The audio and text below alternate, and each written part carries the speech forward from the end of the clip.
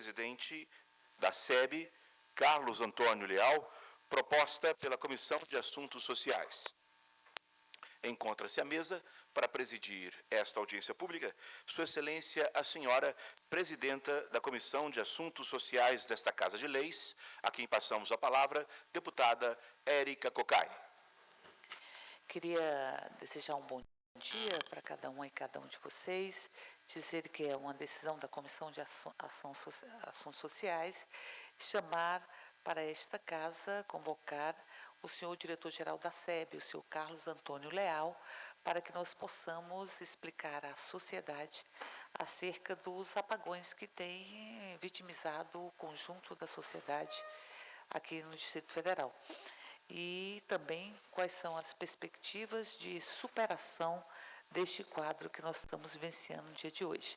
Nós gostaríamos de, para essa audiência pública, convidar para compor a mesa o senhor diretor-geral da Companhia Energética de Brasília, o senhor Carlos Antônio Leal. E convidar ainda o senhor economista e professor do Departamento de Ciências Contábeis da Universidade de Brasília, doutor Roberto Piscitelli.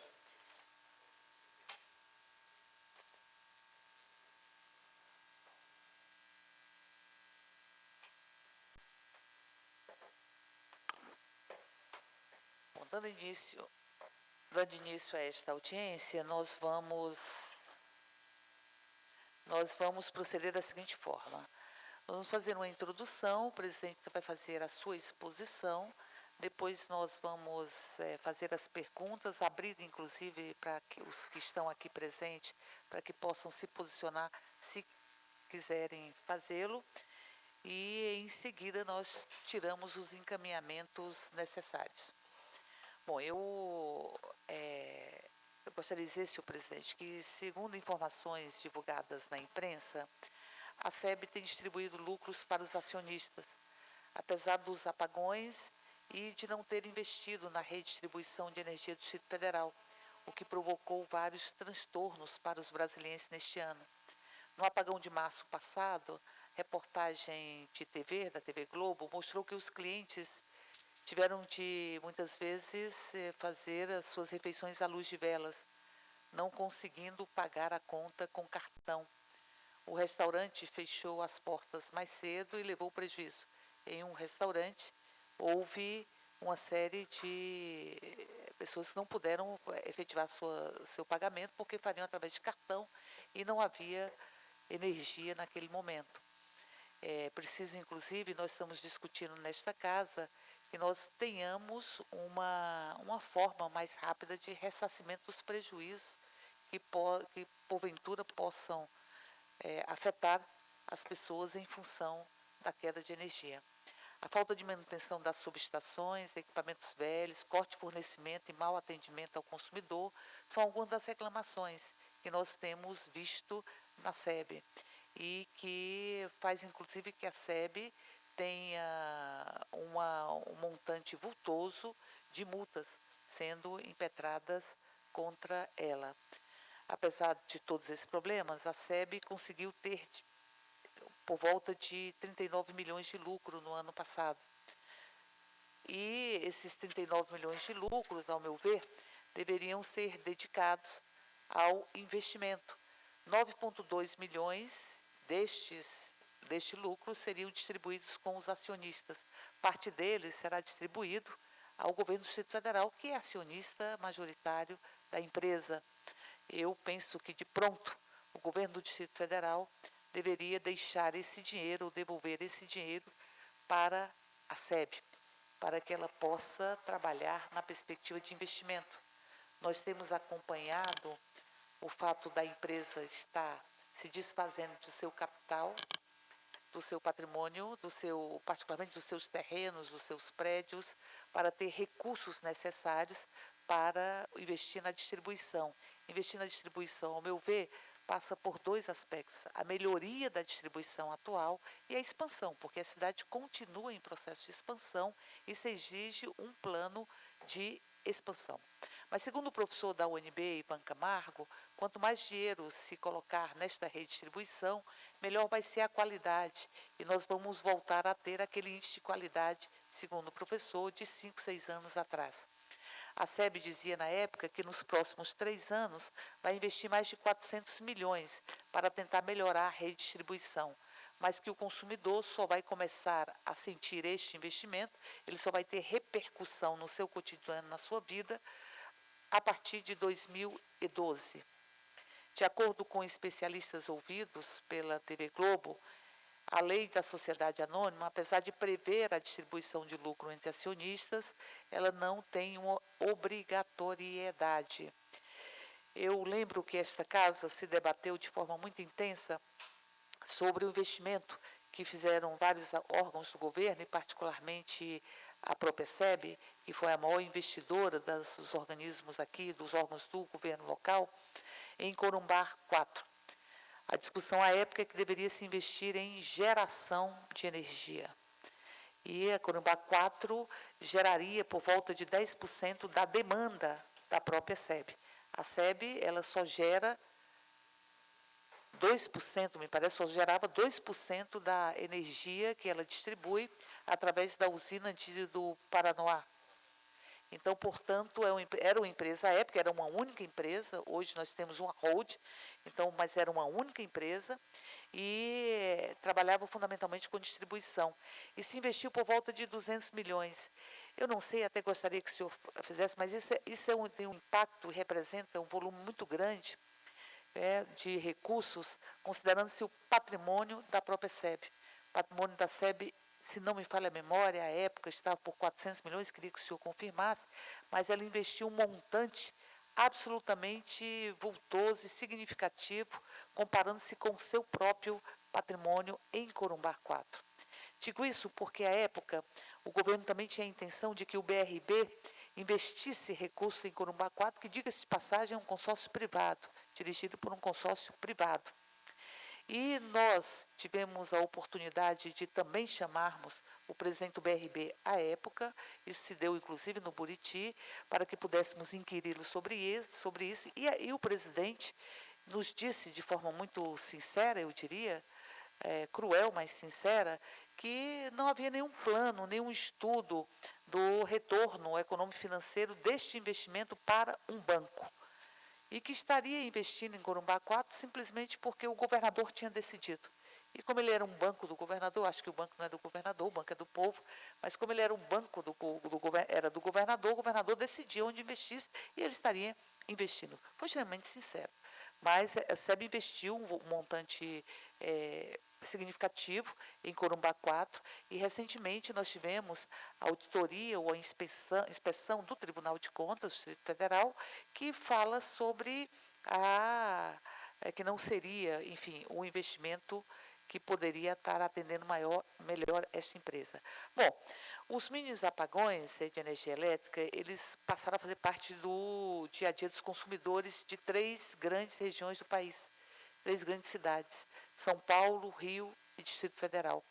A duração total destes mini blackouts aumentou de 50% a 70% nos últimos 12 meses, anteriores ao auge do verão de 2010, em comparação com o igual período do ano anterior. Aumentou de 50% a 70%, uma proporção extremamente, enfim, nefasta para a população. O número de horas, anos sem energia subiu de 10 a 11 em 2009 para 15 a 17 em 2010, dependendo da concessionária. Apesar do grande apagão com origem nas linhas de Itaipu, em novembro, que responde pela maior parte deste aumento de casos, no caso de da Light e Ampla no Rio e Eletropaulo em São Paulo, os indicadores de qualidade pioraram tanto nos meses anteriores quanto nos posteriores a novembro. Para o diretor-geral da Agência Nacional de Energia Elétrica, ANEEL, o senhor Nelson Rubner, há blackouts que se justificam e outros que não se justificam nos cortes recentes de energia. Na primeira categoria dos blackouts, digamos, justificáveis, ele citou o que afetou Angra dos Reis em janeiro, com queda de encostas por causa das chuvas. Já o diretor Edivaldo Santana diz que empresas como Light e SEB estão hoje em uma espécie de intervenção branca, pois os fiscais da ANEEL terminam o processo de fiscalização e em seguida abrem outro em função da quantidade de apagões. nessas empresas a falta de investimento e a consequente falha na manutenção de equipamentos, diz ele. Não são investimentos que não foram feitos ontem, e muito menos na sua gestão enquanto diretor-geral, já que tem menos de um mês que o senhor está nesta condição. Mas falta de investimentos que se caracterizam no período de 5 a 6 anos atrás. Entre as diversas causas do mini apagões frequentes na rede, duas grandes se destacam: baixo investimento das distribuidoras e o verão mais chuvoso em décadas. As próprias empresas envolvidas admitem que o investimento nos últimos anos foi insuficiente para que dar conta da combinação de alta do consumo e fortes tempestades. De acordo com o último dado consolidado da Associação Brasileira das Empresas Distribuidoras de Energia, que vai até 2008, com exceção de 2003, ano em que os investimentos caíram cerca de 4%, tem sido crescente o volume de investimentos. Em 2008, entretanto, o total investido, 8,77 bilhões, foi apenas 3% maior que o ano anterior. Naquele mesmo ano, apesar da crise que afetou o consumo no último trimestre, os brasileiros consumiram quase 6% a mais de energia. Eu estou me referindo a dados nacionais. Se de um lado os investimentos estão sendo vistos como insuficientes, de outro, os lucros das empresas têm sido muito maiores que o investido, mesmo naquelas que têm sido questionadas pela qualidade de serviço. Algumas das companhias mais afetadas pelos mini apagões, Eletropaulo, Light, Ampla e SEB, figuram na lista das tarifas mais baixas do país. Uma das razões de as tarifas serem menores estaria no volume mais baixo de investimento exigido proporcionalmente à área de atuação. Eu lembro que a ANEEL, ela também controla o preço da tarifa em todo o Brasil. Entre 2004 e 2009, por exemplo, a tarifa residencial da SEB recuou 7,3%, considerando o preço por quilowatt-hora. A Boa Vista de Roraima tem a segunda menor tarifa do Brasil e é a segunda distribuidora que menos agrada aos clientes. Mesma situação vive a SEB com a menor tarifa. Eu sei que, às vezes, a SEB estabelece preços para a tarifa e eles são controlados pela ANEEL em função da avaliação que ela faz da própria empresa. A bancada do PT na Câmara Legislativa vem cobrando explicações sobre os apagões que se repetem no Distrito Federal. Inclusive, protocolamos requerimento de informações à SEB sobre os investimentos do governo na companhia energética. A preocupação surgiu após o levantamento feito no Sistema Integrado de Gestão Governamental, o SIGO, que revelou que mais de 60% dos recursos destinados à SEB no orçamento do DF não foram investidos na companhia. Eu queria que o senhor falasse sobre isso também na sua exposição. O que nós levantamos é que mais de 60% dos recursos destinados à SEB, no orçamento do DF, não foram investidos na própria SEB. A SEB é um patrimônio dos brasilienses, patrimônio desse povo. Nós, todo brasileiro, todo brasiliense, todas as pessoas que moram aqui, carregam a SEB no seu próprio coração e carregam essa empresa como patrimônio nosso. Inclusive, o senhor poderia até falar sobre se está a prosperar ou se foi revista a decisão de vender a SEB. Porque, em princípio, nós defendemos que a SEB não pode ser vendida, ainda que seja para a CEMIG, como era o plano, ou seu capital ser disponibilizado, porque a SEB é desse povo, do povo do Distrito Federal. Nós carregamos a SEB com muito carinho e com muito orgulho de termos uma empresa, e é por isso que nós estamos aqui convocando o senhor para que nós possamos discutir o problema da SEB e que possamos ter noção do plano de investimentos que acontecerá para que ela volte a ter a qualidade que teve. É preciso saber sobre a saúde financeira da companhia e de como e onde esse dinheiro está sendo empregado. A população do Distrito Federal quer conhecer sobre a situação real da empresa e entender a razão pela qual os brasileiros estão sendo obrigados a conviver com constantes apagões. E digo que, se houve investimentos que foram determinados pelo próprio governo, o governo tem que arcar com ele. O governo tem que entender que a SEB é patrimônio nosso, deste povo, e tem que fazer e disponibilizar os recursos necessários para que a empresa possa atender ao seu plano de investimento. Eu digo isso, diretor, porque eu sou bancária e nós discutimos muito tempo alguns tipos de anistia que foram dados ou investimentos que os bancos públicos eram obrigados a fazer, obrigados entre aspas, mas por determinação do próprio governo.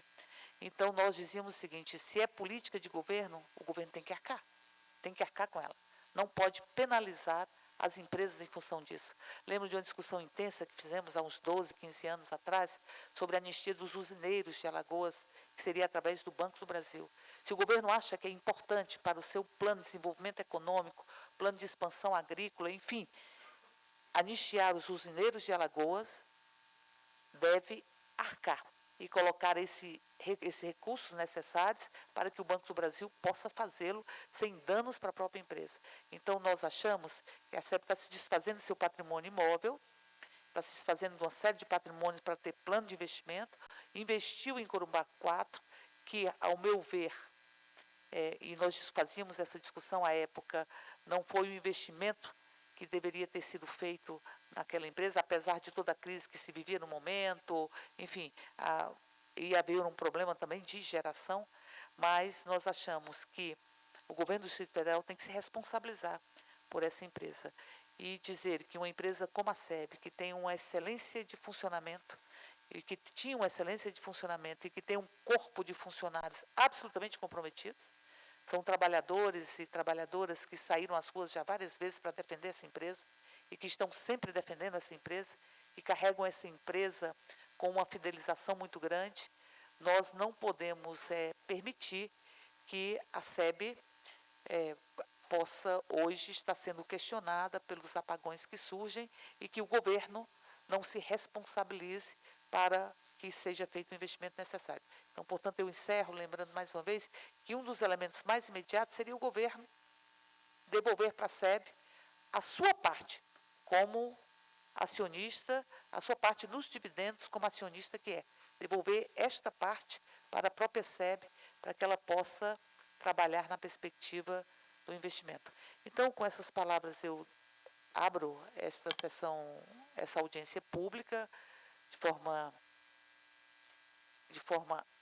real e passo para que Vossa Senhoria possa fazer a sua explanação, apenas lembrando que essa audiência deveria se realizar nas salas da comissão, mas como nós não tínhamos a condição de levar o telão e, enfim, e possibilitar o data show, não dispunhamos desse tipo de equipamento na sala das comissões, está se realizando agora em plenário.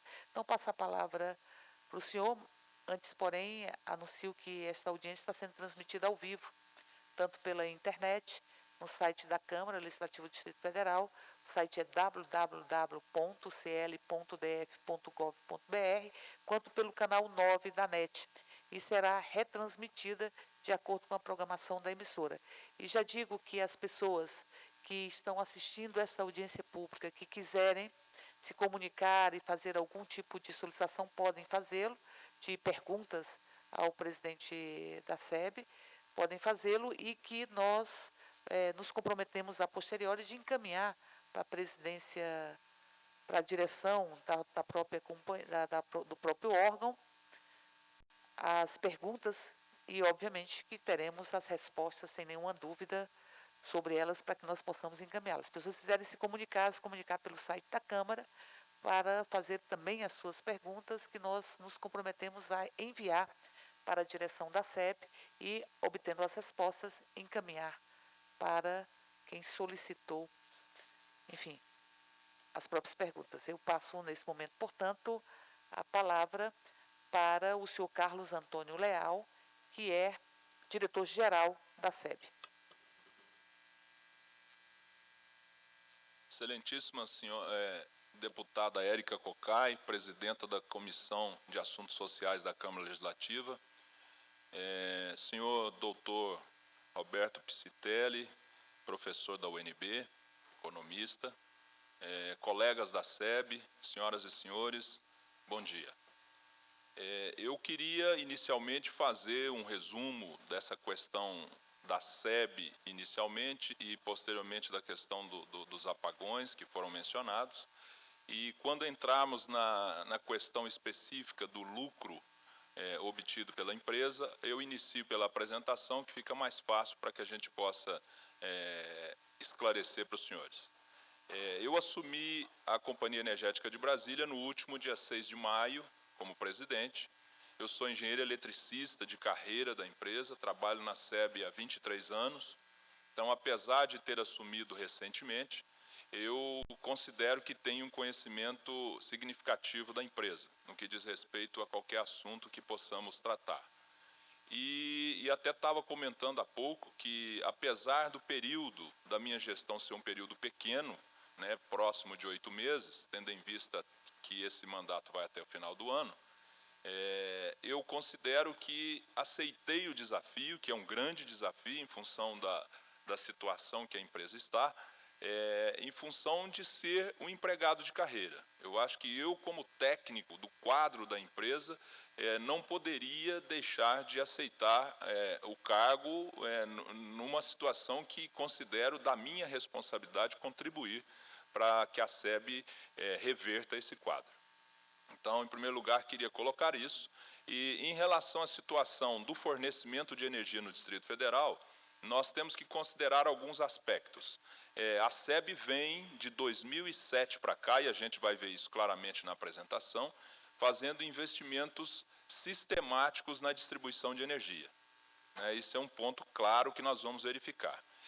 Os investimentos em distribuição, principalmente subestações, linhas, eles não trazem um retorno imediato. Inicialmente porque eles levam um tempo, uma subestação leva próximo de 1 ano para ser construída. E a SEB é uma empresa que, pela sua natureza, ela tem que obedecer às mesmas regras de empresas públicas. Então, quando nós vamos contratar uma obra e executar uma obra, nós precisamos fazer uma licitação pública, né, que é regida pela Lei 8666, e todas essas exigências fazem com que não tenhamos a mesma agilidade que uma empresa distribuidora privada tem. Então, uma distribuidora privada tem uma agilidade maior no sentido de executar obras com maior rapidez. Mas mesmo com essas dificuldades, o nosso programa é extremamente arrojado. Nós instituímos um força-tarefa na empresa para que possamos, o mais rápido possível, construir obras que são fundamentais para reverter esse quadro. E, independente disso, como citei, de 3 anos para cá, esses investimentos já vêm sendo feitos e já existem resultados deles. Muitas vezes eu ouvi a afirmação de que os apagões só acabariam em 2012, então eu diria que a melhoria já está acontecendo. Cito como exemplo 2 subestações fundamentais que inauguramos recentemente.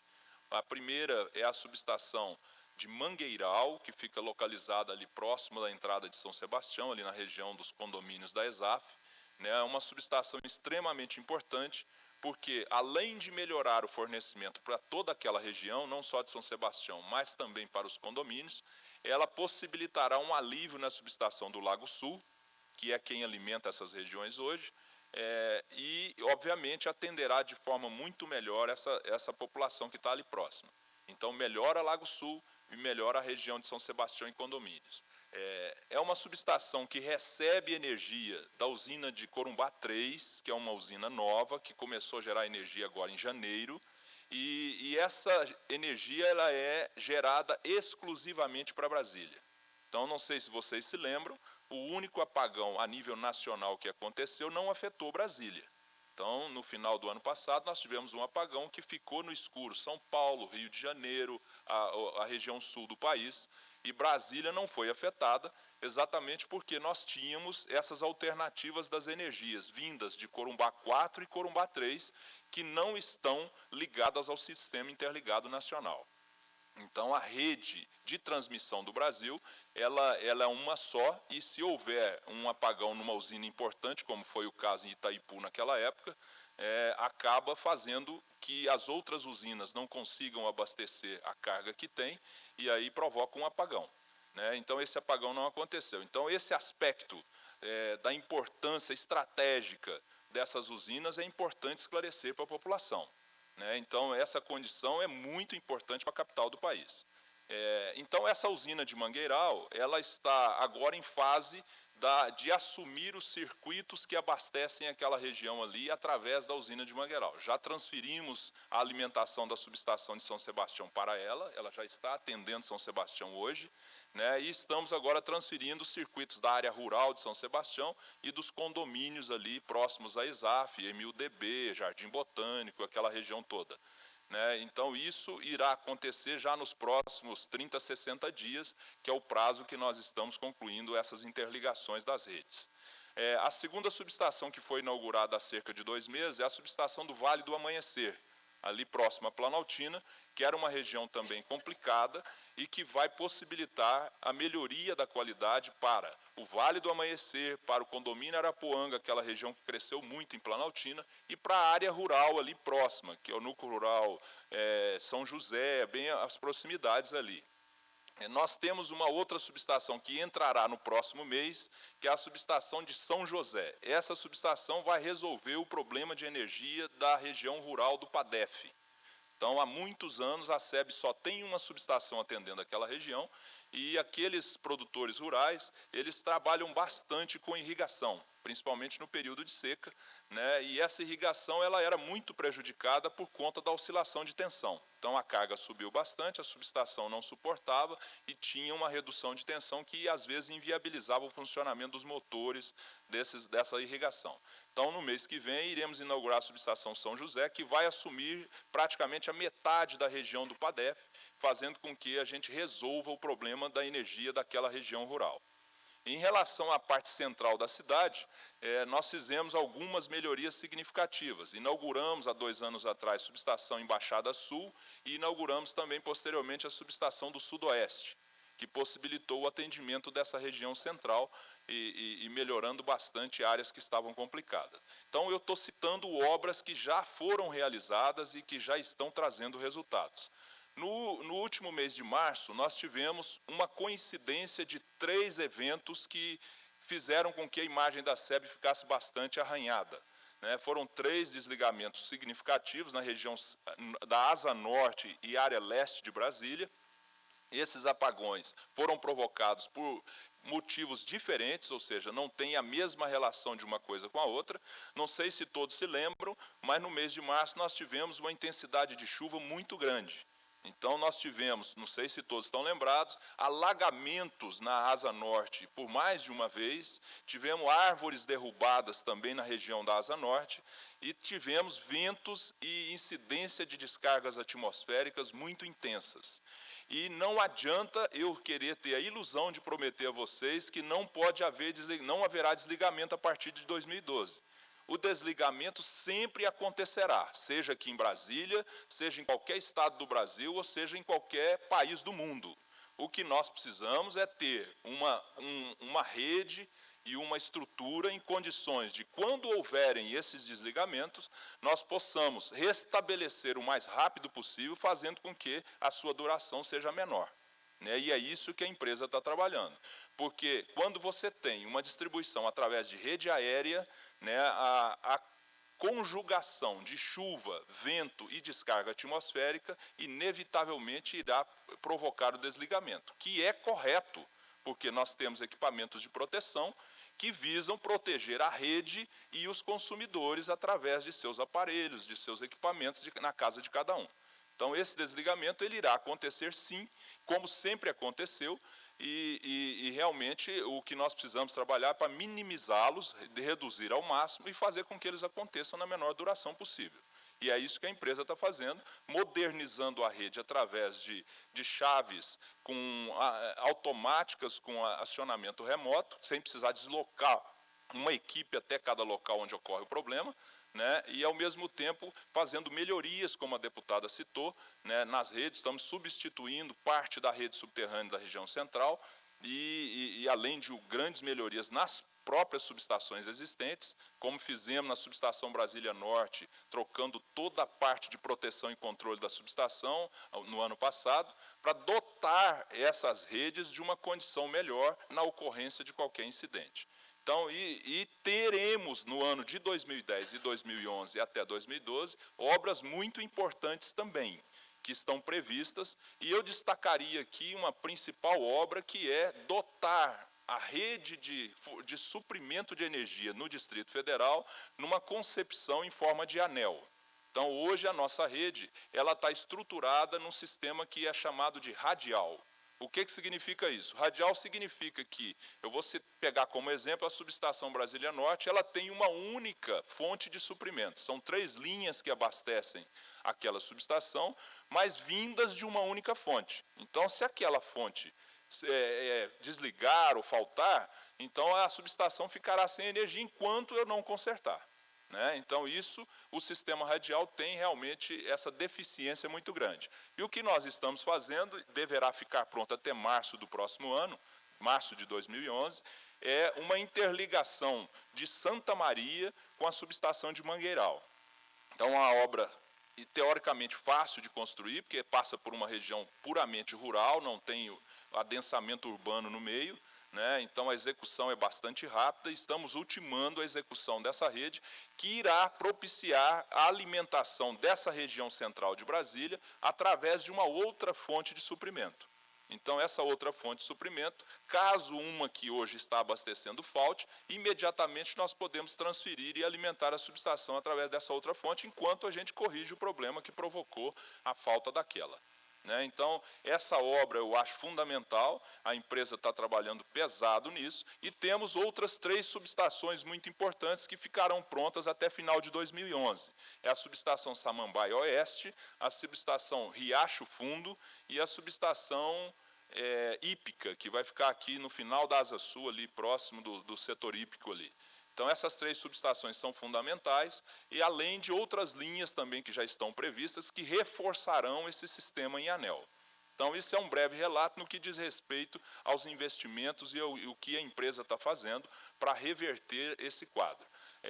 Nós tivemos, é uma realidade, não podemos negar isso, uma redução de investimentos anteriores ao ano de 2007.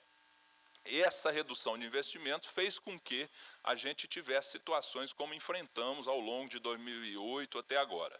Então, esses investimentos precisariam ser feitos. Eu não quero aqui discutir a decisão de investir nas usinas em 2004, 2003, quando foi feita, porque naquela ocasião o quadro era outro. É muito fácil nós agora dizermos que o investimento não foi correto, mas se nós lembrarmos que em 2001 e em 2002 nós tivemos um racionamento nacional. Faltou energia, teve meta de consumo, todos se lembram disso, no Brasil. Então, naquela oportunidade, existia por parte das empresas uma preocupação de como é que nós teremos energia para fornecer para a população nos próximos anos. Então, não só a SEB, como outras empresas, partiram para investir em alguma parcela em geração, porque a SEB só tinha, naquela época, a geração da usina do Paranoá. Então, daí para frente, hoje a SEB tem 4 alternativas de geração. Não é só a usina de Corumbá 4. Tem a usina de Corumbá 4, todas elas gerando energia. Usina de Corumbá 3, usina de Queimado, aqui próximo ao Unaí, e a usina de Lajeado, lá no estado de Tocantins. Então, nessas 4 usinas, a SEB tem participação e tem aí, vamos dizer, um portfólio de geração de energia importante para uma situação de compra de energia e de não termos alternativas de compra. É claro que eu não quero discutir, eu também considero que o custo da obra de Corumbá 4 ele foi bastante elevado.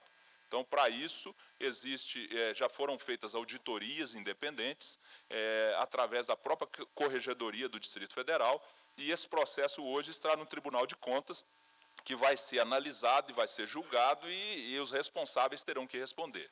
Então, essa questão, para mim, está muito bem encaminhada e ressarcir o que for devido, sem dúvida nenhuma. Eu queria agora, se for possível, adentrarmos a apresentação, que ao longo dela eu abordo os demais temas que foram colocados. Tá certo? Vamos lá. Pode passar o próximo, Bernardo. Bom, esse slide mostra exatamente como é que funciona a SEB. Vocês veem lá na parte superior, a Companhia Energética de Brasília. Essa é a empresa holding. Então, essa empresa ela controla integralmente ou parcialmente 8 outras empresas, que são todas essas que nós estamos vendo. Se nós observarmos, no lado esquerdo, a maior empresa e a mais importante do grupo é a SEB Distribuição S.A., que é a empresa responsável por fornecer e distribuir energia aqui no Distrito Federal. Então, a SEB Distribuição, a holding tem 100% dela, né? Depois temos a SEB Lajeado, a SEB Geração e a SEB Gás, além da SEB Participação. Então, são 4 empresas que têm o nome SEB e, obviamente, são empresas também muito importantes, cada uma no seu segmento.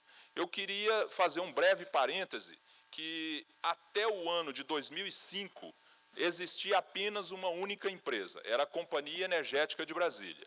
Então, aqui esse quadro mostra isso, né? Então, até o ano de 2005, tínhamos só a Companhia Energética de Brasília, que era responsável por distribuir energia, gerar energia, atuar em outros segmentos de geração, né? Todas essas empresas eram numa única empresa.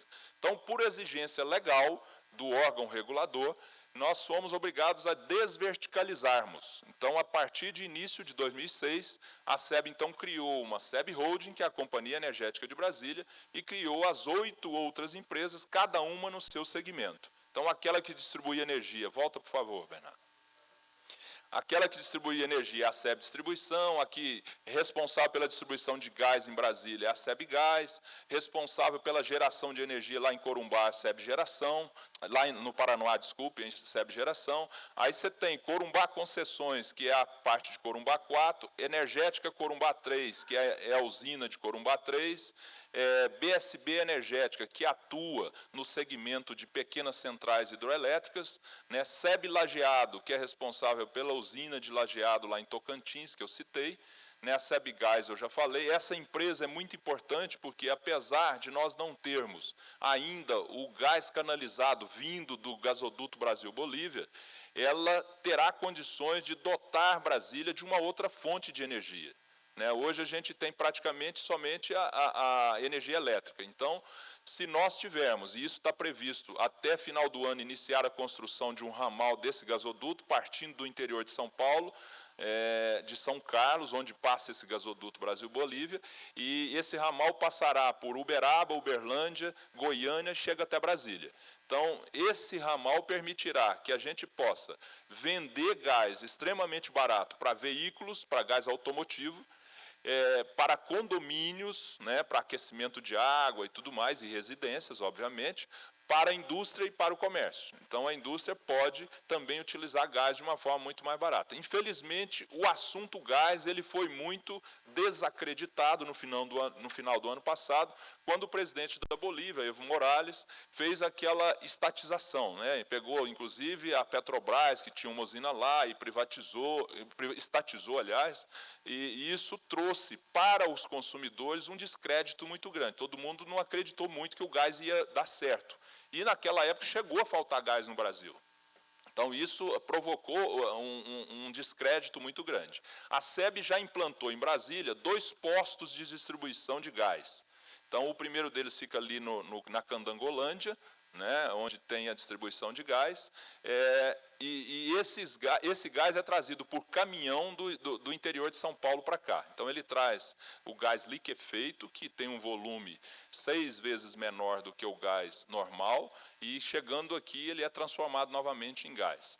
E é abastecido através desses postos de combustível. Então, esse gás ele já está sendo vendido, apesar desse descrédito que eu falei. Bom, então aqui tem um quadro geral, e mais à frente nós vamos verificar que o resultado da empresa ele é decorrente do resultado da SEB Energética, da Companhia Energética, e não da distribuidora.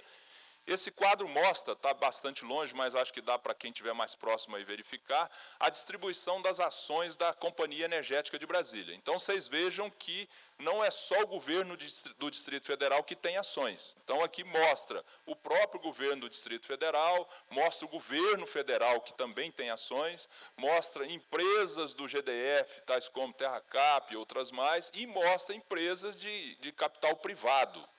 Né, tem banco, tem pessoa física, tem uma série de acionistas que fazem parte da empresa. Então, esse quadro é importantíssimo para que a gente compreenda que a Companhia Energética é uma empresa de capital aberto, que tem ações na Bolsa de Valores e tem que funcionar obrigatoriamente de acordo com a lei das SAs. Então, essa obrigação ela é inevitável, nós não temos como mudar essa questão, né? E essa distribuição é feita onde a gente pode visualizar aqui a maioria acionária do governo do Distrito Federal nas ações preferenciais, ON, né, que fazem com que ele seja o acionista majoritário. Ok? Depois tem ações PNB, preferenciais nível B, e tem ações PNA, preferenciais nível A, né, que não dão direito a voto, né, obviamente só as ordinárias é que dão direito a voto, e aí tem a composição total de qual é o montante de ações que a SEB tem distribuídas aí de acordo com cada um desses acionistas que eu mencionei. Por favor. Bom, aqui é uma demonstração do resultado econômico-financeiro da SEB agora no exercício de 2009. Então, a gente verifica, você podia apertar o próximo, Bernardo, aqui enfatizando a questão do lucro líquido obtido pela empresa, companhia energética, ela teve 48 milhões de lucro, mas como ela tinha um prejuízo acumulado do exercício anterior de 10 milhões, esse lucro líquido, descontando os 10 milhões, passaria para os 38. Que isso é obrigado a fazermos para compensar. Mas eu acho que o mais importante aqui é nós percebemos a evolução do resultado da companhia energética. Vocês vejam que em 2006 a empresa tinha na ordem de 197 milhões de prejuízo acumulado. Então, a SEB estava numa situação extremamente ruim, a empresa estava praticamente falida em 2006. Se nós observarmos o patrimônio líquido, ele estava em 144 milhões. Então, a empresa estava praticamente falida nessa época. A partir de 2007 até 2009, tivemos em todos os anos resultados positivos, ou seja, tivemos lucro no exercício. E, obviamente, em função desses lucros, esse 197 foi diminuindo, até chegar agora em 2009, com um resultado positivo. Então, o fato de ter havido lucro, em primeiro lugar, precisa ser dito que é uma coisa importantíssima. Qualquer empresa quer ter lucro, porque se nós tivéssemos prejuízo, era muito pior. Então, acho que esse comportamento dos investimentos que vêm sendo feitos demonstra o resultado da empresa ao longo dos anos. Eu vou mostrar para vocês, é uma confusão natural, que as pessoas às vezes confundem a holding com a distribuidora. Esse quadro mostra o mesmo lucro, a mesma evolução, né, ao longo dos anos. Tínhamos em 2007 um prejuízo acumulado da ordem de próximo de 200 milhões, esse prejuízo veio diminuindo, até aqui ainda era negativo, e agora, em 2009, ele passou a ser positivo, daí a questão do pagamento de dividendos aos acionistas. O próximo slide mostra o mesmo resultado econômico-financeiro da SEB Distribuição S.A. Então, essa é a empresa que é responsável por distribuir energia no Brasil. Também mostrando, de 2006 até 2009, o comportamento, mostrando o prejuízo acumulado em 2006 e passou a ter... podia apertar o próximo, Bernardo? E passou a ter lucro desde 2007 até agora, 2009, apesar de, no cômputo do acumulado, a distribuidora ainda tem um pequeno prejuízo acumulado. Então, a distribuidora não poderia distribuir dividendos, como muitas vezes as pessoas confundem, porque ela não teve resultado positivo. Né? Quem distribui dividendos é a energética, que é a holding. E o resultado da holding, ele é decorrente do resultado do grupo de empresas, não é decorrente somente da distribuidora. Isso eu acho que também é muito importante as pessoas entenderem. As outras empresas deram lucro, e razão pela qual, no total, chegou naqueles 48 milhões que a companhia energética teve de resultado positivo. Então, esse é o comportamento já da SEB Distribuição S.A., mostrando o crescimento também, que é um outro fato fundamental. A distribuidora tinha um capital negativo em 2006, então ela estava mais do que falida. E ela veio crescendo esse resultado para chegar agora, em 2009, com uma situação muito mais saudável, muito melhor do que ela estava anteriormente. Então, esse é o comportamento da SEB Distribuição, para que vocês possam entender. Próximo, por favor. Agora nós vamos entrar na questão legal da destinação do lucro líquido. Então, essa é a lei que estabelece, que que regulamenta as SAs, e essa lei, então, ela regulamenta a questão da distribuição de dividendos. Né? E aqui tem que o acionista tem direito, tudo mostrado aqui para todos entenderem. Né? Isso é fundamental, às vezes é feita uma confusão que a empresa não teria a obrigação de distribuir dividendos. Então, eu volto a frisar esse ponto aqui, a empresa tem a obrigação de distribuir dividendos. Ela não pode se furtar a fazer isso. O que poderia acontecer, e nós vamos ver mais à frente, ela não distribuir nesse momento. Ela poderia postergar a distribuição, que teria que ser feita de qualquer maneira mais à frente. Isso é importante esclarecer para os senhores. A distribuição de dividendos é obrigatória. Não pode ser diferente, sob pena de estarmos infringindo a lei. Próximo, Bernardo. Aqui é o estatuto da empresa que regulamenta a distribuição, porque a lei remete inicialmente ao estatuto. Então, ela diz que é obrigatória a distribuição de acordo com o que estabelece o estatuto. E o estatuto, então, estabelece esse percentual de 25% do saldo do lucro líquido, abatidos o prejuízo acumulado, que eu já citei, e abatidos a reserva legal, que corresponde a 5% do lucro líquido. Ok? Então, esse é o estatuto, que tem aqui a continuação da parte do estatuto que esclarece também a questão da distribuição, e aqui um gráfico em pizza que mostra a distribuição de lucros. Eu acho que esse gráfico é importante para esclarecer para todos. Nós tínhamos um prejuízo acumulado de 10 milhões, que teve que ser deduzido inicialmente, de qualquer maneira. O resultado era 48, todos se lembram, quando eu citei. Abatidos os 10 milhões, ficou em 38. Esses 38, eu fui obrigado a tirar 5%, que é a reserva legal, que a legislação estabelece, e o restante eu tive que distribuir nos 3 tipos de ações que compõem o portfólio acionário da SEB.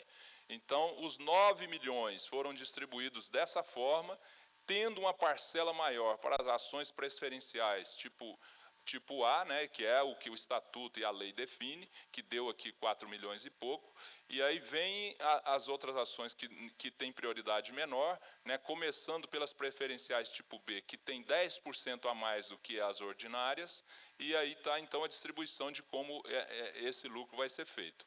Um outro fator importante, esses 9 milhões é o lucro que vai ser distribuído, os dividendos que serão distribuídos para todos os acionistas. Então, se nós considerarmos quanto desse montante é de responsabilidade do governo do Distrito Federal, é em torno de 1/3 desse valor. O resto é dos outros acionistas. Oi? Que dá, em números redondos, 3 milhões e 300 mil. Então, é fundamental mostrar o seguinte, como eu falei, a distribuição de dividendos é obrigatória. Ela poderia ser feita em outro exercício.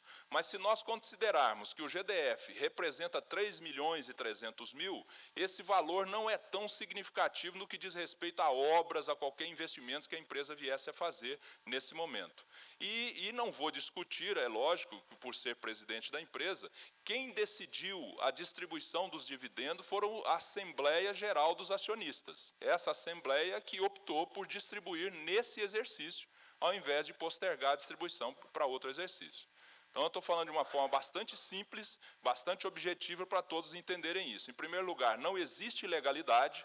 Em segundo lugar, é obrigatório distribuir os dividendos. Em terceiro, a parcela que caberia ao governo do Distrito Federal não são os 9 milhões, como muitos entenderam, e apenas 3 milhões e 300. E nós vamos brigar, eu estou de acordo com a deputada Érica Cocai, quando ela coloca que o GDF deve voltar esses 3 milhões para a SEB e reinvestir na SEB. Eu também defendo isso e já coloquei isso para o governador. Então, essa é uma intenção nossa e nós queremos isso. Tínhamos a obrigação legal de fazer o ato e agora estamos trabalhando no sentido de obter que o governo possa reinvestir na SEB. Perfeito? Então, acho que isso fica muito claro. Próximo, por favor, Bernardo. Aqui mostra agora, no que diz respeito aos investimentos, e aí estou falando agora da SEB Distribuição, como é que se comportaram ao longo dos anos. Nós temos aqui desde... Qual o ano aqui, Bernardo? 99. Desde 99. Então, se nós observarmos, de 99 até 2005, era uma única empresa, por isso que aqui tem investimentos em geração e tem investimentos em distribuição. Se nós verificarmos de 2006 para cá, o investimento em geração da SEB Distribuição é zero, porque, primeiro, que ela não pode investir em geração, e segundo, que isso não aconteceu, né? Então, preciso ficar muito claro isso. E mostrando como é que esses investimentos se comportaram, mostrando claramente que a empresa vem investindo sistematicamente na distribuição, e isso foi o resultado das obras e do que eu coloquei para vocês agora há pouco.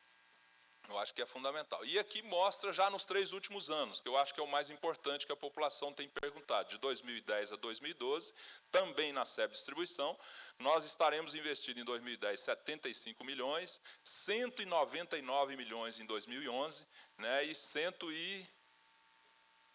135, desculpe que eu estou de longe aqui, eu não consigo pegar o número. Mas então, totalizando aí nesses 3 anos, mais de 400 milhões.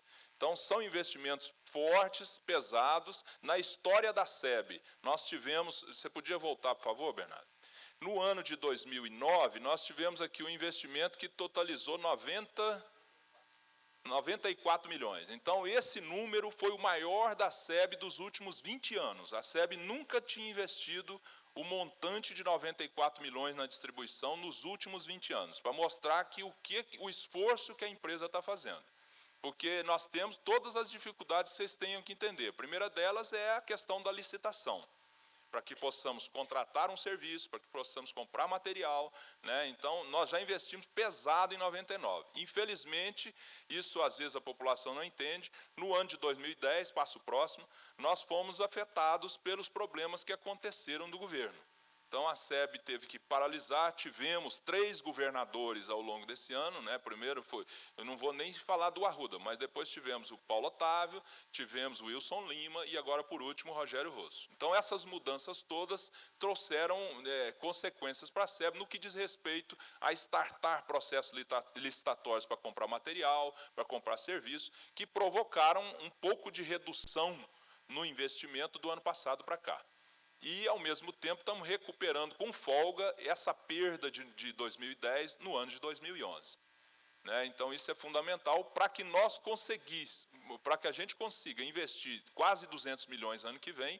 Nós fizemos um força-tarefa na empresa que está priorizando essas obras importantes e que possamos fazer contratações mais ágeis e que a gente possa executar esses investimentos. Isso tudo para fazer com que a empresa tenha o restabelecimento da qualidade do fornecimento que precisa acontecer e, ao mesmo tempo, tenha condições de pleitear uma tarifa melhor.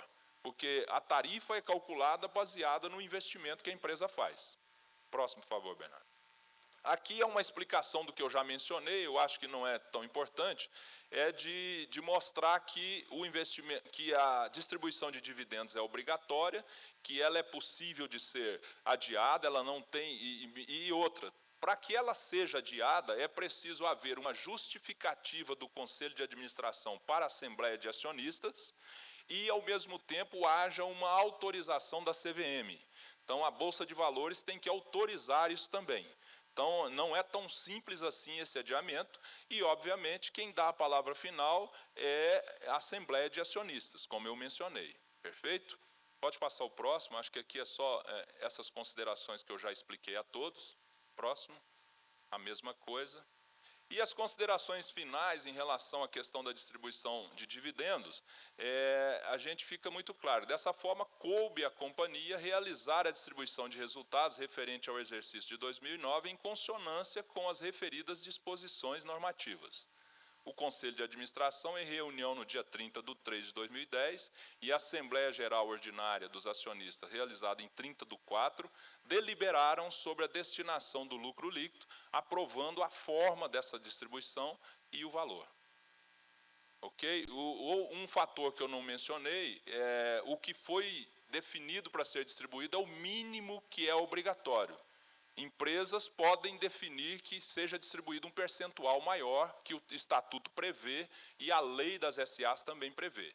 Então, foi distribuído o mínimo obrigatório e essa distribuição foi baseada numa decisão da Assembleia de Acionistas. Acho que obrigado a todos.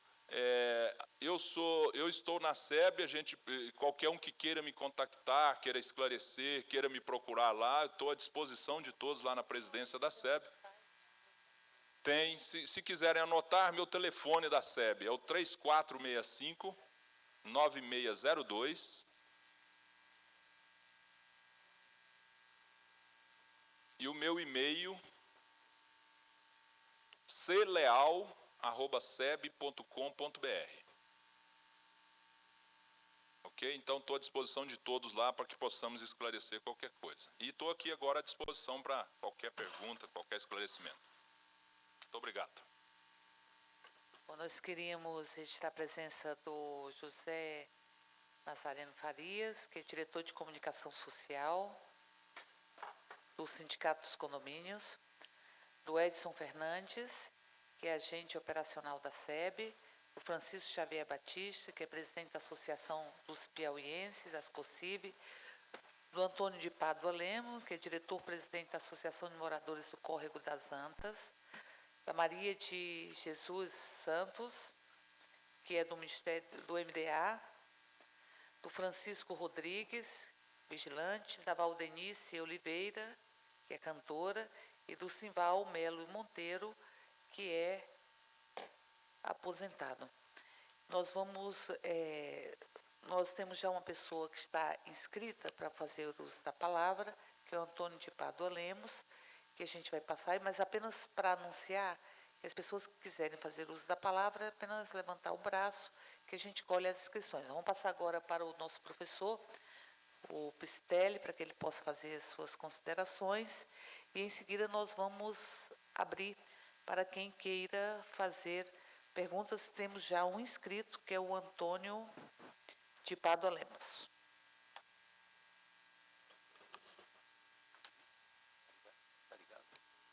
Bom, em primeiro lugar, desculpem, eu estou bastante afônico hoje. E primeiro ponto que quero ressaltar é, evidentemente, me congratular com a comissão da Câmara e com a iniciativa da deputada Érica Cocai. Acho que essas ocasiões são muito importantes e deveriam fazer parte da nossa rotina democrática.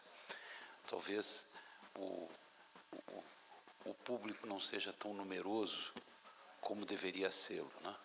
Isso faz parte um pouco da nossa realidade atual, enfim, e de todas essas dificuldades de mobilização da população, da sociedade civil. Afinal de contas, o que pode ser mais importante do que o fornecimento regular, sistemático, de energia elétrica às nossas residências, às nossas empresas? Portanto, o assunto é do maior interesse e extremamente oportuno.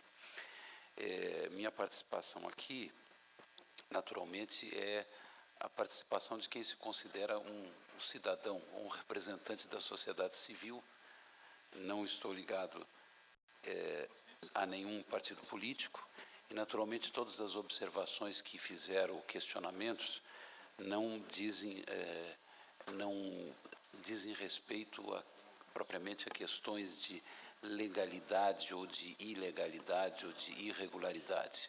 Eu acho que são esclarecimentos que nós todos, o que eu particularmente como cidadão, acho que precisam ser colocadas diante da sociedade do Distrito Federal.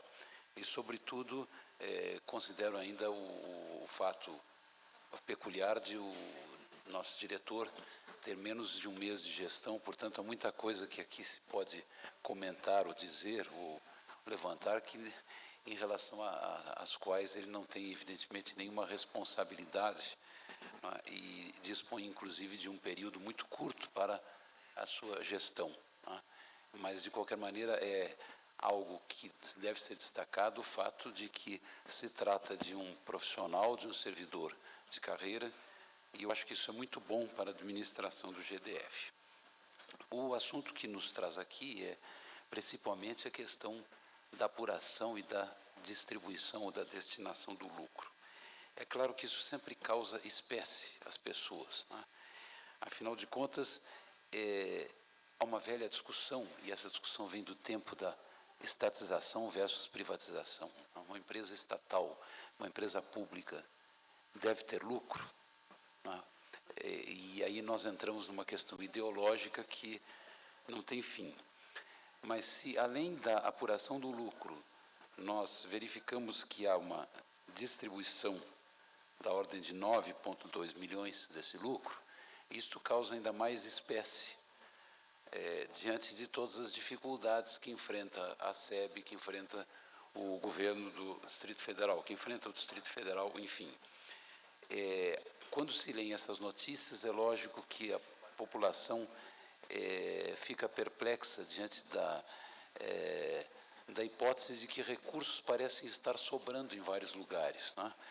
A gente ouviu falar daqueles recursos da saúde aplicados no mercado financeiro, a gente ouviu falar do lucro da SEB, da destinação do lucro da SEB, então perpassa, né? Passa pela nossa mente a ideia de que, afinal de contas, né, se tem tanto dinheiro disponível, se tem tanto recurso, por que os serviços estão tão deficientes, tão precários, por que a população está sendo tão mal atendida na maioria das áreas, né, de interesse geral, coletivo, né? Por outro lado, a gente sempre se pergunta se os valores que eventualmente compõem esses lucros, esses resultados, se em vez de serem aplicados em inversões financeiras, se não deveriam estar aplicados em investimentos produtivos. Ora, o lucro, como nós sabemos, é a diferença entre a receita e a despesa. Um lucro de 39 milhões, da ordem de 39 milhões, que é considerável, né, nos levanta uma outra questão, né? Esse lucro poderia estar sendo gerado em função de uma tarifa elevada, ou será que nós estamos cobrando do consumidor mais do que deveria ser cobrado? Né? Volta-se a discussão anterior sobre a vocação da empresa estatal, né, e sobre a adequação, a pertinência, enfim, de ela ter lucro ou não, né? Bom, se por um lado a tarifa pode estar elevada, é possível também que os custos ou as despesas estejam comprimidas. E quando se pensa na hipótese de compressão de custos e despesas, a gente é obrigado a refletir sobre a possibilidade de que as despesas com manutenção, com custeio ou conservação sejam insuficientes, ou estejam sendo insuficientes, e que esse fato se associe à qualidade da prestação dos serviços. Esses custos ou essas despesas poderiam também ser constituídas pela amortização dos investimentos realizados, porque isso vai sendo gradualmente apropriado ao resultado do exercício. Então, há também o questionamento, né, e isso, obviamente, mais uma vez, ressalto o fato de que abrange ou compreende um período muito mais longo, evidentemente, em relação ao qual, a cuja gestão do Dr. Carlos isso não tem ligação, mas isso poderia ou deveria ser o resultado também das amortizações dos investimentos realizados no passado recente, uma vez que esse processo de transferência dos investimentos para as despesas se dá gradualmente em função dos prazos de amortização. Consequentemente, há um forte indício de que a inexistência ou de que vamos dizer assim, a insuficiência dessas despesas, para falar tecnicamente, resulta da falta de investimentos em anos mais recentes.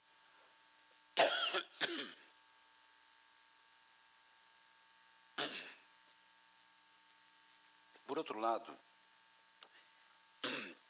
o Dr. Carlos se referiu seguidamente ao fato de a SEB, o grupo, a holding, ser uma SA. Existe, obviamente, uma legislação que rege o funcionamento das SAs. Mas a gente sabe também que os lucros das companhias muitas vezes servem para reforçar o caixa do tesouro, dos tesouros. Isso tem acontecido com vários governos.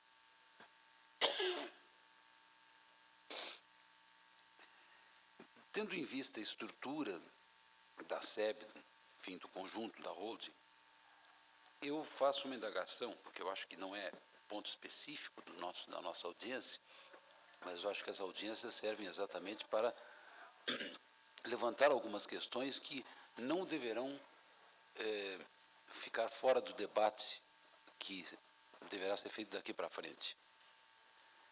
A SEB precisa ter a estrutura de uma SA ou de uma companhia aberta? Será que esse é o modelo mais indicado? Não é? Mas mesmo em sendo uma companhia, uma SA, uma companhia aberta, é preciso ver que o GDF controla 92% do capital. E os agentes privados, o mercado propriamente dito, representam o que? Algo em torno de 8%. Então, a participação do governo do DF é muito relevante, né? É altamente controladora do capital, das decisões da SEB. Quer dizer, quem manda realmente na SEB é o GDF. Eu me pergunto se esse aporte do capital privado é tão importante para a sobrevivência, para a sustentação da SEB e para a obtenção de recursos para a capitalização, para a expansão de seus negócios, ou algo que o GDF não possa fazer por conta própria, sob responsabilidade exclusiva, inclusive mediante aumento de capital, que poderia ou não ser acompanhado pelos investidores privados, que poderiam ou não subscrever as suas participações. Claro, isso tudo foi feito no passado. Isso não é uma questão específica do Dr. Carlos, mas eu acho que esse modelo jurídico societário pode ser questionado. Uma empresa pública pode também ter seu capital dividido em ações, e todas as ações numa empresa pública pertencem ao Estado, à União, ao Estado, ao Distrito Federal, enfim. Então, com relação particularmente à distribuição do lucro, eu estou preocupado, lógico, quando analiso esse problema, com o benefício ou com o interesse da população como um todo. Eu tenho muito pouca preocupação com os acionistas minoritários, ou com 8% dos acionistas que participam do capital da SEB. Então, não obstante as observações que o Dr. Carlos fez com muita pertinência sobre a lei das sociedades anônimas, e não há nada de ilegalidade na distribuição, eu acho que é preciso analisar friamente, e imparcialmente a questão. Eu concordo que não há nenhuma ilegalidade. Eu acho que há múltiplas possibilidades dadas pela própria lei das sociedades anônimas de retenção, de capitalização dos lucros. Independentemente dessas possibilidades a que eu vou me referir rapidamente, eu me pergunto qual é o interesse específico, isso eu acho que é muito importante, eu gostaria de que a deputada até refletisse sobre isso.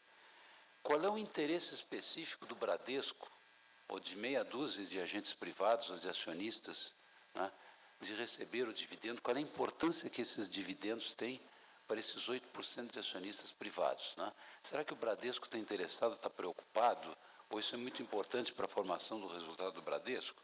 Porque, vejam bem, há pelo menos 4 hipóteses na própria lei para que a gente não distribua os dividendos ou não os distribua agora.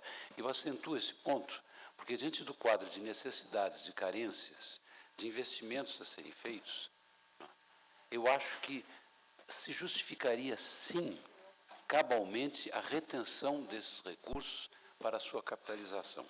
Eu me refiro ao artigo 196 da lei, da 6.404, em que, por proposta dos órgãos da administração, esses recursos podem ser retidos dentro de um orçamento de capital que pode ter uma duração de até 5 exercícios e até de mais do que isso, dependendo do prazo de maturação dos investimentos. E nós sabemos que investimentos nessa área são pesados, de longo prazo de maturação.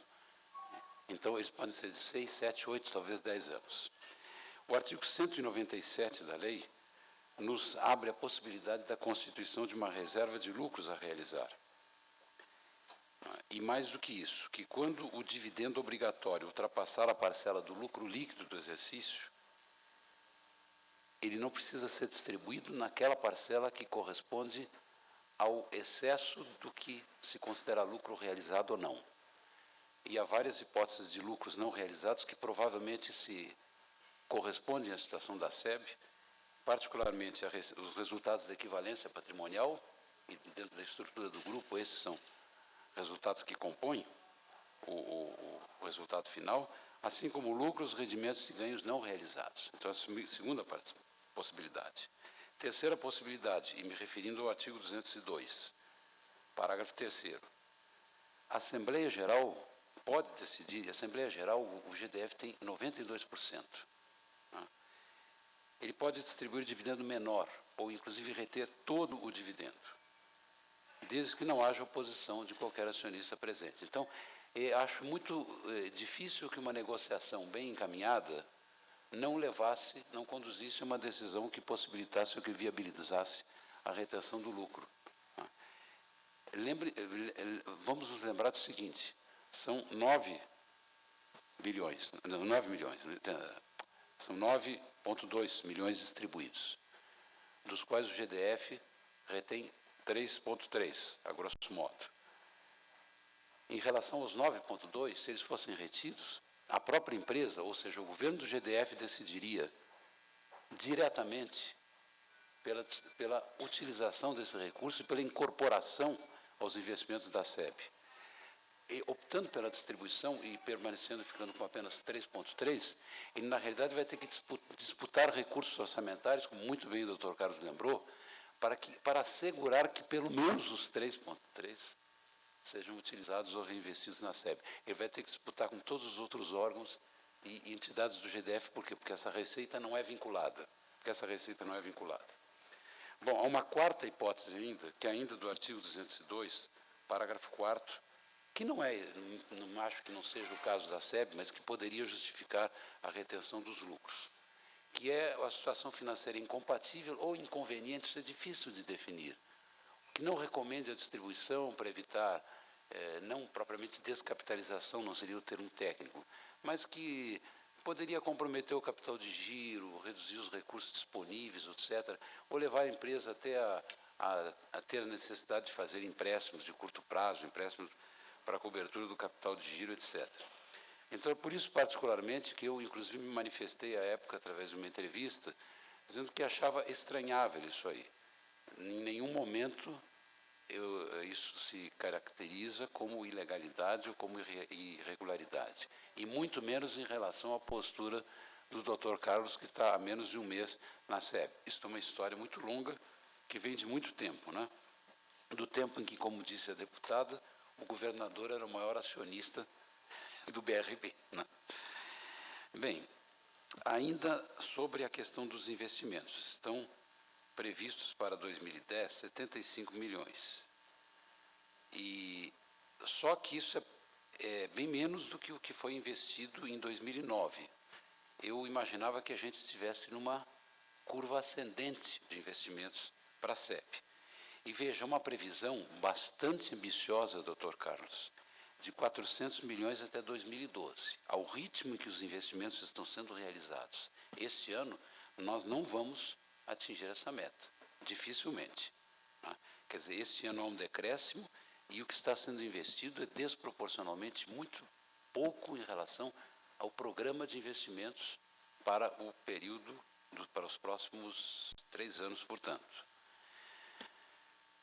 Um outro ponto que eu queria citar é a questão da desimobilização. Claro que é desejável, e eu acho estranhável, né? E isso também não tem nada a ver com a gestão do Dr. Carlos, né? Eu me pergunto como cidadão, por que diabos se investia tanto em imóveis? Né? Parece que o patrimônio imobiliário realmente era uma coisa muito valiosa aqui no Distrito Federal, inclusive para as empresas, para os órgãos do Distrito Federal. Vejam que com as desimobilizações se obtiveram 89 milhões em 2007, 16 milhões em 2008 e uma previsão de 247 em 2010. Mas que incrível o desvio de recursos da atividade fim. Parece que até se investia com a perspectiva de que futuramente se pudessem vir utilizar aquelas áreas, aqueles terrenos, né? E a que preços também esses terrenos devem ter sido adquiridos. Outro aspecto, doutor Carlos, e esse diz respeito, ou vai dizer respeito à sua gestão, de alguma forma, vai afetar a sua gestão. Eu também tenho muitas dúvidas como cidadão em até que ponto a estrutura de pessoal hoje da SEB é prejudicial ou extremamente prejudicial à qualidade dos serviços, à continuidade dos serviços, à adesão do quadro funcional aos objetivos da SEB. Informações que nós temos, claro que há muitas informações jornalísticas, há muitas coisas que precisariam ser checadas, né? Há muitas coisas que podem estar conter equívocos, mas há uma informação de que hoje a SEB tem 600 funcionários na ativa e 1.000 terceirizados. Vejam, isso para qualquer entidade estatal é algo que causa estranheza, para não dizer que provoca talvez um choque, né? Quer dizer, essa proporção é adequada? É preciso tanta gente terceirizada? Por que não se faz concurso? Por que é tão difícil fazer concurso? O que impede a efetivação desse pessoal? Né? Quer dizer, aí nós teríamos, inclusive, que conhecer melhor, não temos, lógico, teríamos que analisar isso com muito cuidado, inclusive na própria estrutura de cargos, etc., né?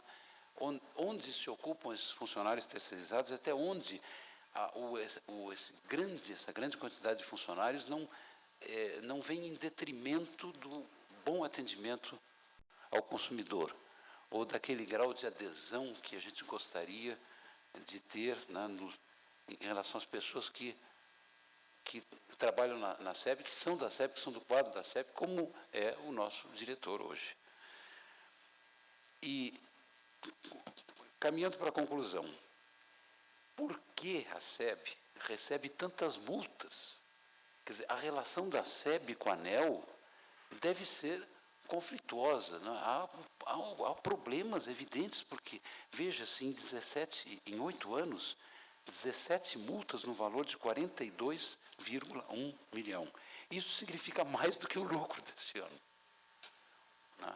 Tudo bem, não sei em que pé estão essas multas, qual é o ponto de tramitação, né, desses recursos, considerações, etc. Mas realmente é uma coisa que, como cidadão, também me preocupa muito, porque se essas multas forem cobradas, executadas, significa que serão recursos a menos para nós, no Distrito Federal, para a nossa área de atendimento, né, fornecimento de energia. Concluindo, o usuário sente basicamente duas coisas, quer dizer, a coisa começa a nos incomodar quando a tarifa está elevada ou quando os apagões são muito frequentes ou duradouros. Né? É evidente, o Dr. Carlos deu uma série de explicações, algumas têm explicação até em fenômenos naturais, meteorológicos, mas é evidente que é preciso ter uma atenção muito grande em relação a isso, porque a frequência, a intensidade com que isso vem ocorrendo está a indicar que as causas são múltiplas. Então, é preciso atacar muitas frentes, né, para evitar, minimizar os efeitos desse problema. Né? Então, a grande pergunta, e a pergunta final com que eu concluo a minha intervenção é a seguinte: eu gostaria, principalmente como cidadão que estou participando dessa audiência, que o diretor pudesse me tranquilizar e me responder, na medida do possível, a seguinte questão: o que está sendo feito, o que eu posso esperar como cidadão, como consumidor, como usuário, no sentido da redução do número ou da duração dos apagões. Muito obrigado. Bom, nós queríamos registrar a presença do Plínio Cícero Machado, que é diretor de energia da SEB. E, antes de passar para o...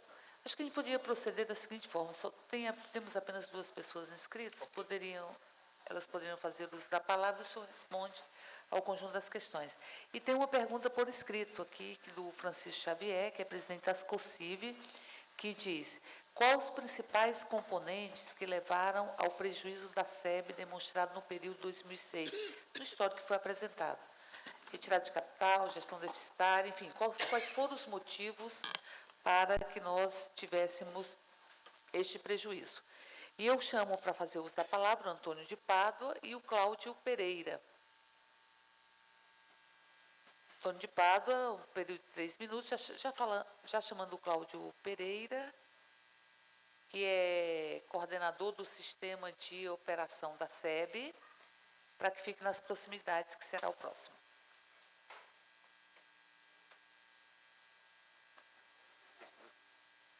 Então, bom dia a todos e a todas.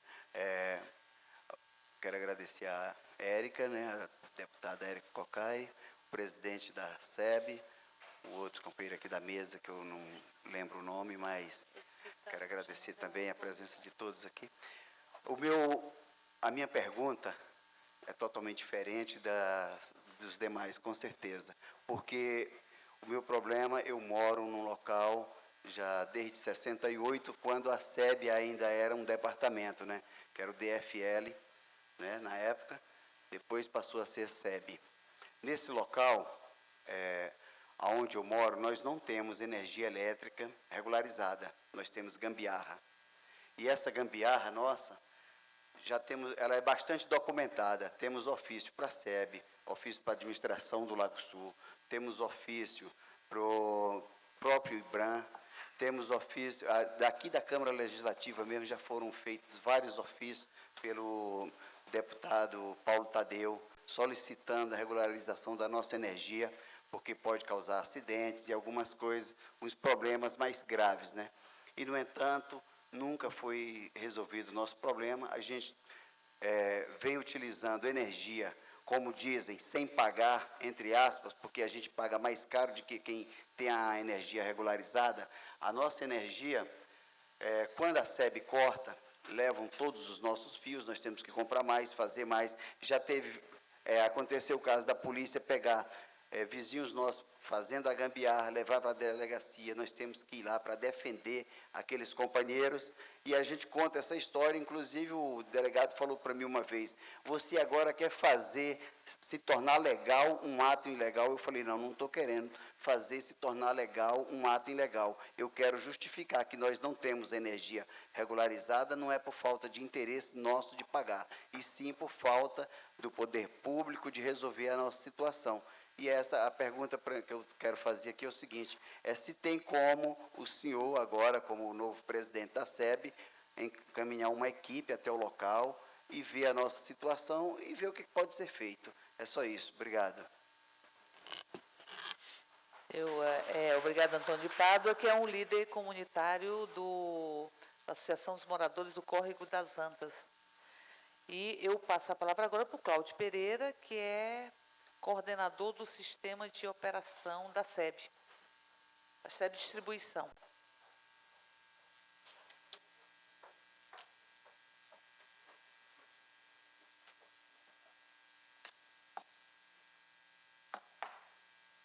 Bom dia a todos. Queria fazer a confraternização, queria cumprimentar aqui a presença do professor Roberto Pistelli, foi meu professor na UNB, no curso de pós-graduação lá, com a coordenação do Katsumi, o presidente Carlos Leal, que está aqui, a deputada Érica Cocai, e eu gostaria de um tempo maior, já que não tem mais um inscrito, que eu queria falar alguma coisa aqui que seria muito contributivo. Primeiramente, eu vou ajudar aqui o nosso presidente a responder a questão por que a SEB recebe tanta multa da ANEEL. Professor Roberto Pistelli, nós tínhamos um presidente da SEB, o professor Rogério Vilas Boas, que eles estão procurando por aí, que ele era combativo a ANEEL, ele queria brigar com a ANEEL, Então a ANEEL falou, quem manda aqui é a gente, você quer mandar aqui dentro? Então essa cultura da SEB está sempre sendo multada, isso aí é herança do Rogério Vilas Boas. Ele queria mandar lá dentro e a ANEEL falou, não, quem manda aqui é a gente. Mas, infelizmente, também nós temos a questão que nós somos vizinhos da ANEEL. Eu saio daqui de Brasília, vou até o Goiás, lá fico sem energia 3, 4, até 5 dias. Nunca vi falar que a CELG foi multada por isso. Já liguei para Goiás, já liguei para a diretoria de lá e eles, olha, está em atendimento, está em atendimento. A SEB, se tiver um apagão de 2 horas, 3 horas, já a questão da Rede Globo, a Record, um apagão aqui foi um absurdo. Minas Gerais, a CEMIG, A ANEEL não bate em cima dela como bate em cima da SEB. Infelizmente, nós somos vizinhos de quintal, né? A SEB está ali na L2, a ANEEL está por trás ali. Mas isso foi cultura herdada esse nosso presidente lá, e eu estou te falando isso aí, não é um boato, é verdade, tá? Mas eu queria voltar aqui à questão da apresentação, eu cheguei um pouco atrasado, felizmente, mas eu queria dizer aqui com relação ao seguinte: o presidente está aí, eu tenho maior liberdade de falar, respeito o presidente, é uma pessoa capacitada, nós estamos num momento muito bom, que além dele tem outras pessoas que foram indicadas para a direção da empresa, pessoas que estão interagindo com o que nós precisamos. Eu queria dizer o seguinte, professor Roberto Pistelli, primeiro momento, é previsto, tá, na Lei 6.404, a distribuição de dividendo. É legal, mas esse momento é imoral. E a bandeira que eu vou levantar aqui, que é imoralidade, tá, dos acionistas, a Assembleia Geral decidir, no momento tão crítico que a empresa está precisando de investimento, porque nesse momento vão distribuir dividendo. O GDF é devedor da companhia. A companhia, o GDF deve 170 milhões aí, quanto da reestruturação da empresa, quando foi montada a hold. Esse dinheiro nunca retornou para a empresa. Por que não vão pagar 13 milhões para o GDF? O GDF deve dinheiro para o nosso fundo de pensão. Nós temos um fundo de pensão, que eu sou o atual conselheiro fiscal ativo da entidade. A gente tem uma briga grande lá para tentar segurar a instituição. E o GDF tem que investir dinheiro lá dentro também.